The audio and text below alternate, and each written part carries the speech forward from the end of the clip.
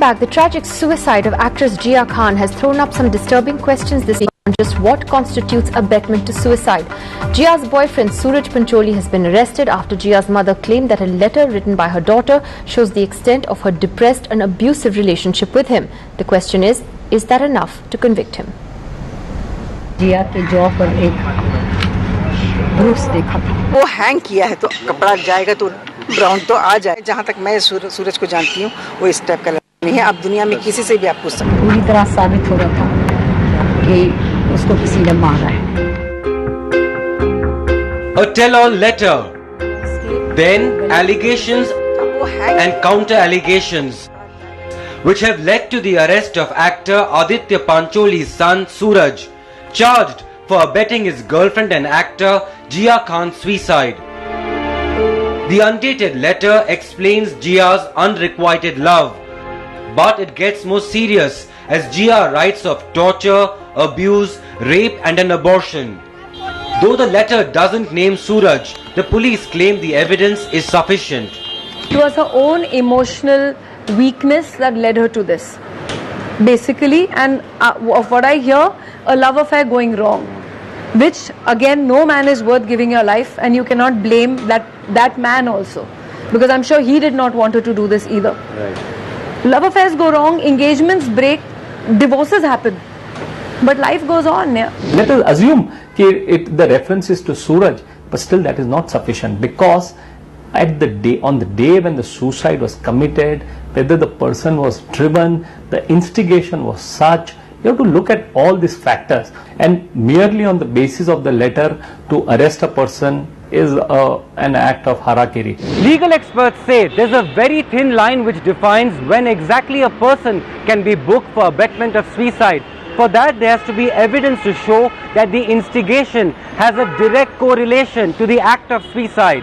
So even if Jiah's allegations against Suraj are indeed true, even then the police will still have to prove that his actions were so grave, Jiah had no other option but to commit suicide. In Mumbai with Saurabh Gupta, Tejas Mehta for NDTV. And so what exactly is abetment to suicide? Are India's laws outdated and unfair? Is it time for change? Joining us on the program tonight, we have senior lawyer Mr. KTS Tulsi. Also with us, Ranjana Kumari, the Director for Centre for Social Research. Dr. Harish Shetty, well-known psychiatrist, joins us tonight from Mumbai. And we have Ankit Sharma, the brother of Geetika Sharma, the air hostess who took her own life last year and left a note accusing a prominent Haryana politician of harassment. Gopal Kanda has since then been under arrest. Mr. Tulsi, let's take a look at this Jiah Khan case. We are of course not a court. It's not for us to determine what happened and what didn't. But when a relationship goes wrong and somebody takes their life, it's very, very tragic, very unfortunate, and leaves a note and a letter that has been found, such as in Jiah Khan's case. Is that enough to put someone behind bars and send them to jail for abetment? No, I don't think so. This is perhaps a completely wrongful and unjustified arrest, and it's unfortunate that the process in India, it's a process which is punishment, because it's not going to be decided for years, if not decades, as to whether somebody is rightly being tried or guilty or innocent. I think that the sine qua non for the offence of abetment to suicide is intentionally aiding or instigating the other person to commit an offence. Now the Supreme Court, I have about half a dozen judgments of the Supreme Court with me, where the Supreme Court has very clearly laid down time and again that it's not the standard of a hypersensitive person from which you can determine as to whether there is abetment or not.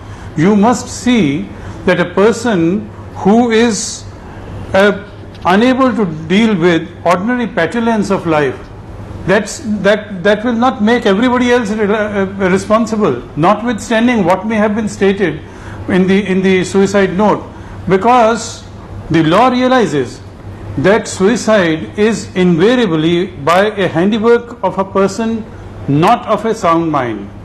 He is perturbed, frustrated, either and he is also a victim of his own conduct.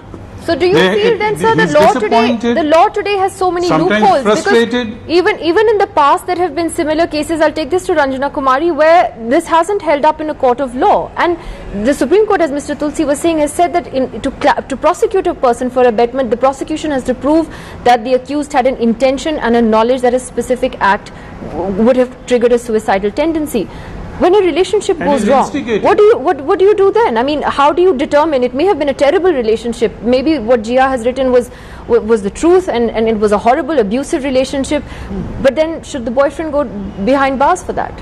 That's the question. Well, I think very clearly Supreme Court has not really given many favorable judgments against abatement to suicide. So there is definitely a kind of question raised by many people that whether the law is really sufficient to cover the reasons for which a lot of women are committing suicide, in terms of, so who creates the conditions for frustration, who drives the person closer to the wall and the person sees nothing. Of course, depression and many other. Why depression aggravated, pushing a person to commit suicide? I think women are emotionally very intense people, and that's something which, and also because they lack enough social support around them, they are more driven to commit suicide in the context of especially failure in love, because they as it is are normally seen as doing something which is not very socially acceptable in most of the cases. I don't think Jiah Khan case was someone should be held responsible. Absolutely, because somebody has to be held responsible, because it is a mental process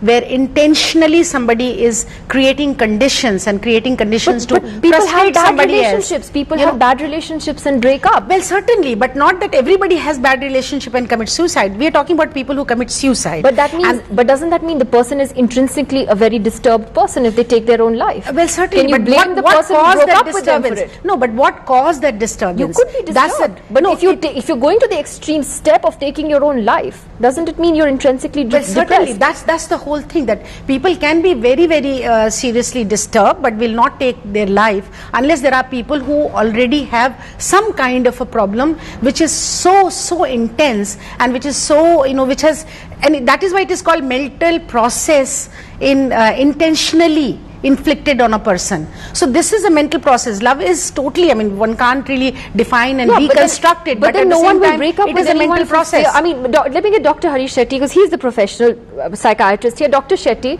how do you look at this? Tomorrow people will not break up a relationship for fear that the other person may take an extreme step. Why? People who do that, take that extreme step, are obviously intrinsically very, very disturbed and depressed. Suicide is a complex process, and it may not be a linear cause and effect which we see, which we actually want to believe.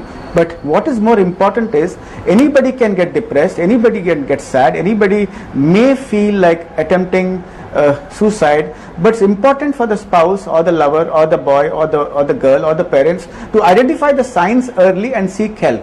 It is very difficult to just blame an external factor for suicide in all the cases. Having said that, I would also say that in some cases when there is a large amount of trauma at one point of time, and a girl or a boy can commit suicide out of fear, shame, meaningless and guilt. But suicide is largely a complex process. The last straw on the camel's back might push somebody to really end their life, but a good psychological autopsy done backward would establish the process. A good investigation which would get corroborative evidence to either prove or disprove somebody's hand in suicide is important. But largely, remember, women attempt suicide, but more men commit suicide.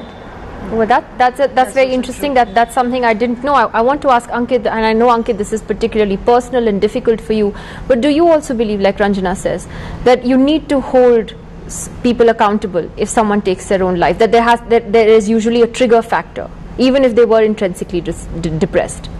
See, there's always a reason when you do that, because dying is no fun. You don't die for a fun.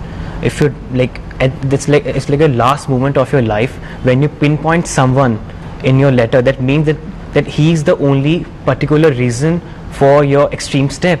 She's been driven to such a trauma, in a dilemma, that she doesn't find any escape but dying. There is someone responsible, that you're creating such a circumstances for a person that he can't live a peaceful life. She finds no escape and then she dies. and you can't set that person on loose. So you feel it's very important. It's really to hold them important to go into the root of the case and see where all this started, and how somebody continuously chasing someone and not letting her live peacefully. This is that person is responsible. You cannot set them loose in society and they do the same for others. Mr. Tulsi? No. You see, there are. Let's take a different example. There are cases which have taken place where a money lender sends a notice to a person and says that you have to pay back, and the person is unable to pay back, and he ends his own life. Now, is the money lender abetting to suicide? Money lender is merely asking for the money back. There are many cases which have taken place where the employee, on being transferred or on being demoted or on being suspended, commits suicide. Now, the question is the employer abetting to suicide? He is also doing his duty by saying that, well, you have not performed well and therefore you are suspended, or there are complaints against you, they are suspended. And there have been cases where they have not only committed suicide but also killed the entire family. We have to see that suicide invariably is the product of a mind which is disturbed, which is depressed, which is frustrated, which is not normal.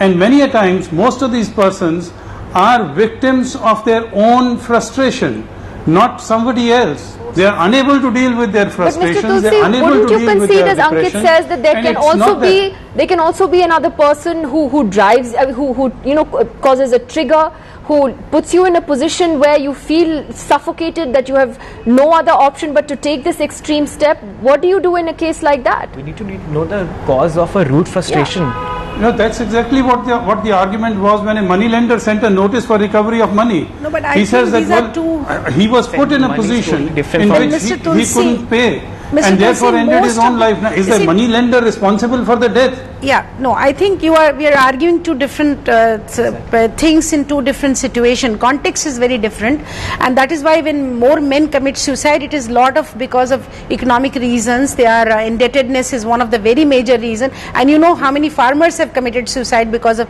indebtedness. But in these cases, when women are emotionally harassed, exploited, and they are also poor, the trigger is this whole love factor, which really letting yourself, you feel you are being let down, you feel that you have been in some sense isolated from your immediate social surrounding, and then you are really pushed to the wall and you have no option left before you. So these are two different situations. I'm back to the point I originally made, that a lot of people just have really bad breakups. Breakups are mostly never nice. Nidhi, we are absolutely, in no way we are saying that it is justified for any woman in any circumstances to commit suicide. First of all, that's totally wrong to really take your life away, but also it is wrong for our laws to punish the people who try to take their lives away. I was going to come to that. It's actually a really serious issue, because Dr. Shetty, even the Supreme Court has said to parliamentarians a couple of years ago that we need to